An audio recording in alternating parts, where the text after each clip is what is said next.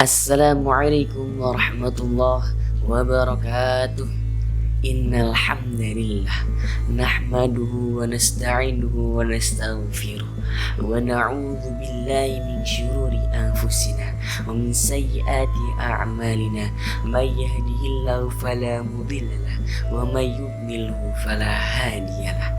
Asyhadu an la ilaha illallah wahdahu la syarika wa asyhadu anna sayyidina wa nabiyyina Muhammadin abduhu wa rasuluhu la nabiyya ba'dah.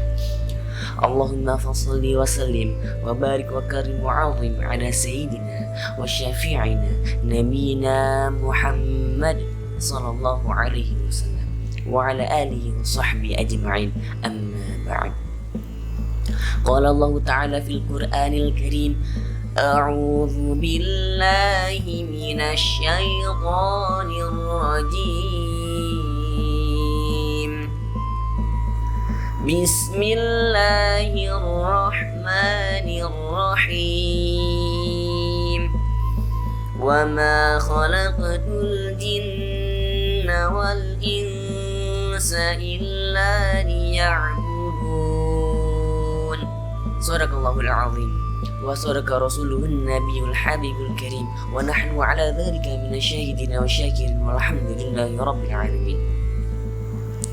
Puja serta syukur kita atas kehadiran Allah Subhanahu wa ta'ala, Allah yang maha pengasih, yang kasihnya tak pernah pilih kasih, Allah yang maha penyayang, yang sayangnya tak pernah berkurang.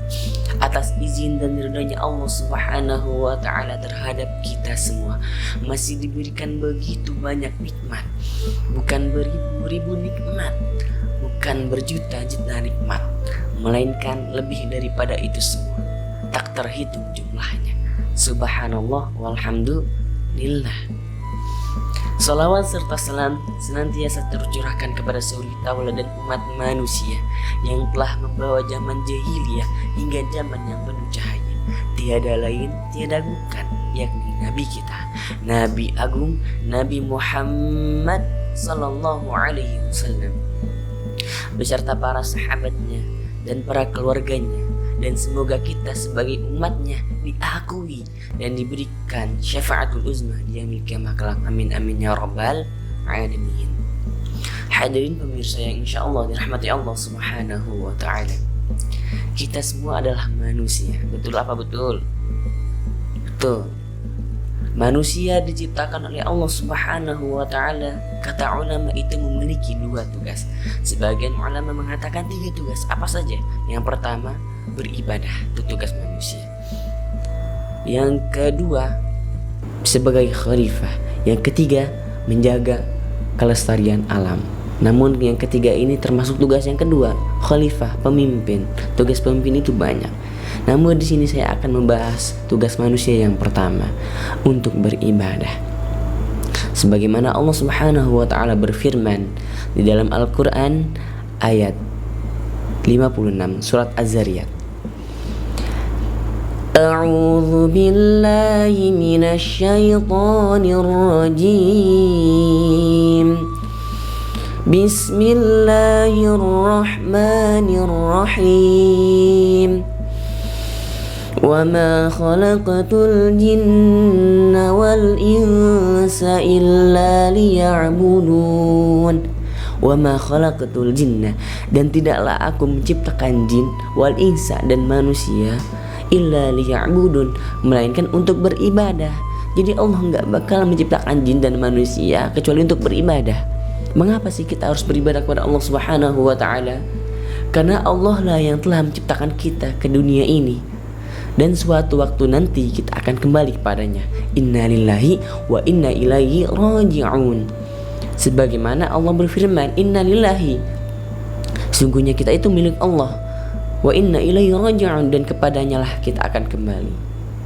Tidak ada yang mau menemani kita ketika kita mati nanti kecuali amal ibadah kita, amal sedekah kita, amal sholat kita, amal puasa kita.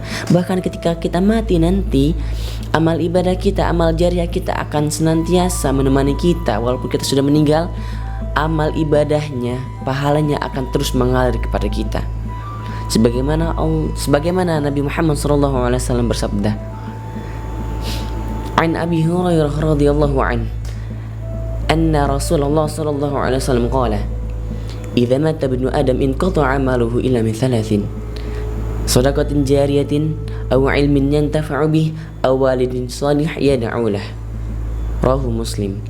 An Abi Hurairah, dari Abi Hurairah radhiyallahu an, semoga Allah meridhoinya, anna Rasulullah sallallahu alaihi wasallam qala, bahwasannya Rasul sallallahu alaihi wasallam bersabda, idza mata ibnu adam, apabila mati anak cucu Adam, siapa? Manusia, in qata'a amaluhu, maka akan terputus amalnya.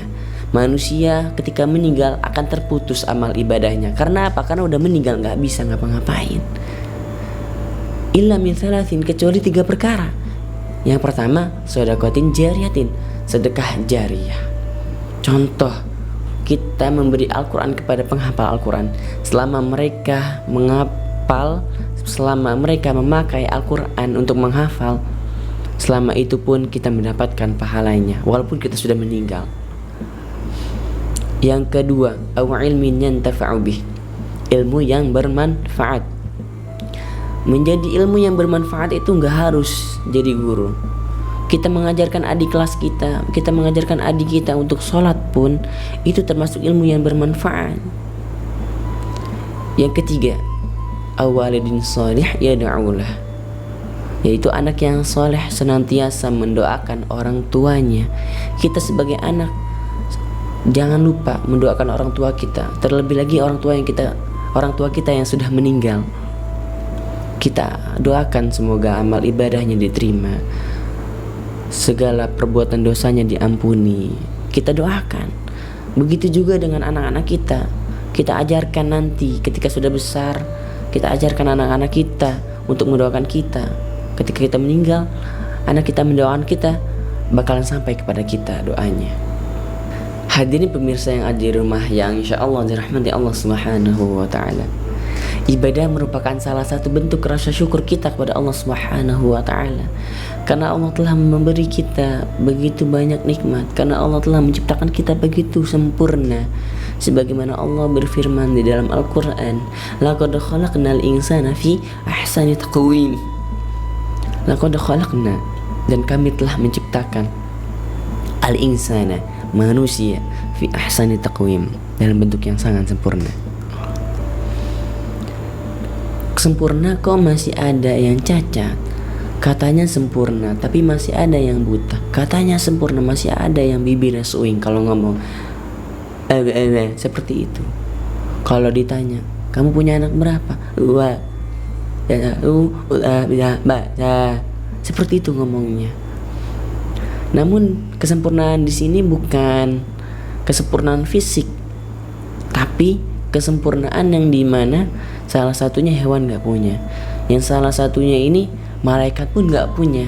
Apa saja? Yang pertama akal hewan gak punya.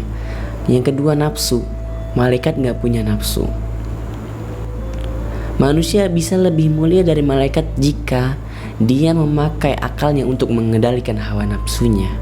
Ketika pengen maksiat, dia berpikir, oh iya ada Allah ngeliatin. Oh iya, kita di sini untuk ibadah bukan maksiat. Akalnya dipakai untuk berpikir. Hadirin pemirsa yang ada di rumah, insyaallah dirahmati Allah Subhanahu wa ta'ala, ibadah merupakan tanda rasa syukur kita kepada Allah Subhanahu wa ta'ala, rasa terima kasih kita kepada Allah Subhanahu wa ta'ala. Analoginya seperti ini. Kita bekerja dari pagi sampai sore, bahkan malam, kita rela tuh mengorbankan waktu, tenaga, pikiran kita hanya untuk menerima uang gaji per bulan saja. Lalu bagaimana dengan Allah Subhanahu wa ta'ala yang telah menciptakan kita, yang telah memberi kita begitu banyak nikmat? Fabi ayyi ala'i rabbikuma tukadziban, maka nikmat Tuhan manakah yang engkau dustakan? Nikmat Tuhan mana lagi? Nikmat mana lagi yang kita dustakan pada Allah Subhanahu wa ta'ala? Hadirin pemirsa yang sukanya rebahan, mumpung di bulan Ramadan ini kita tingkatkan ibadah kita, kita maksimalkan. Anggap bulan Ramadan ini adalah bulan yang terakhir kita dalam beribadah.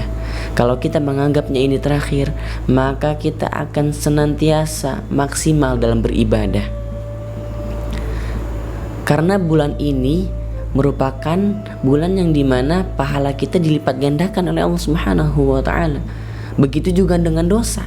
Dosa pun dilipat gandakan, bukan hanya pahala saja. Maksud dari pintu surga dibuka ketika di bulan Ramadan itu, barang siapa yang mau masuk silahkan beribadah, yang gak mau masuk ya udah gak usah beribadah. Pintu neraka ditutup, itu maksudnya adalah peluang untuk melakukan keburukan itu lebih sedikit. Karena apa? Karena setan dibelenggu oleh Allah Subhanahu wa ta'ala. Jadi kalau ada yang maksiat di bulan Ramadan itu bukan karena setan, karena dirinya, karena nafsunya. Jangan dikit-dikit nyalain setan, dikit-dikit nyalain setan. Bukan seperti itu. Karena peperangan besar setelah peperang Badar itu perang melawan hawa nafsu. Kata sahabat Nabi seperti itu. Jadi apabila dia beribadah dan bermaksiat, ketika dia bermaksiat di bulan Ramadan, itu dia sama saja menggedor-gedor pintu neraka. Sama aja pengen masuk dia ke pintu neraka. Karena apa? Karena udah ditutup, tapi dia mau masuk. Aneh gitu. Mungkin cukup sekian dari saya. Kurang lebihnya mohon maaf. Ungzur maqala wa la tangzur maqala. Wallahul muwaffiq ila aqwamit thoriq. Assalamualaikum warahmatullahi wabarakatuh.